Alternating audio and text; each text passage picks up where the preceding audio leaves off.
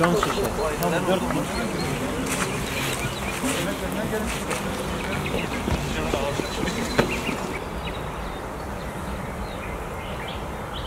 Peygamber Sevdalıları Vakfı olarak yıllardır halkımıza Peygamber sallallahu aleyhi ve sellemin ahlakını tanıtmak, onun sünnetini yaşamak adına birçok etkinlik gerçekleştirdik. İnşallah gerçekleştirmeye de devam edeceğiz.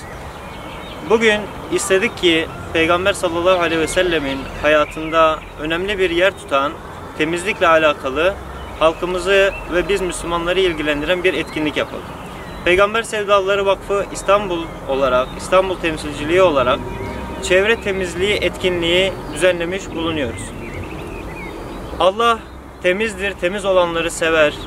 Temizlik imanın yarısıdır buyuran Peygamber Efendimiz sallallahu aleyhi ve sellemin ümmeti olarak bizler de temizliğe gereken önemi vermemiz gerektiğinin farkındayız ve inşallah bu önemi vermeye devam edeceğiz.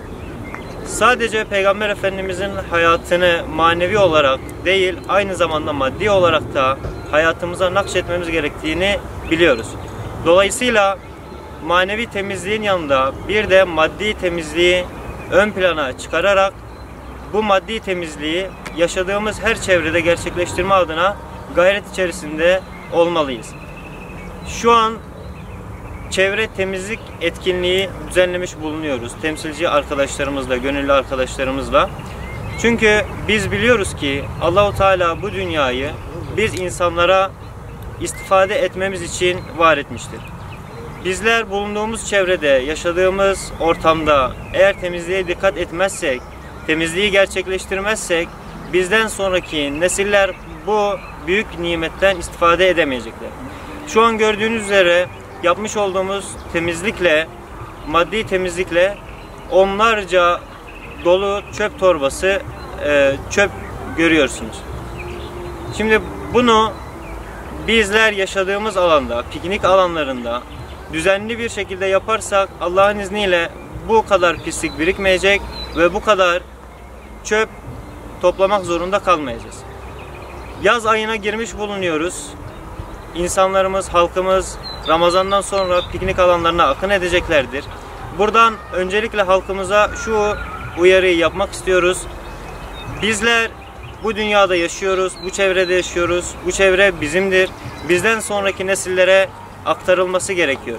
Dolayısıyla özellikle piknik yaptığımız mesire alanlarını temiz tutarsak, pikniğimiz bittikten sonra bu alanlarda bir mıntıka temizliği yapar, evimize öyle gidersek, çöplerimizi de kendimizle beraber götürürsek inşallah bizler hem manevi temizliğimizin yanında maddi temizliğimizi de gerçekleştirmiş oluruz.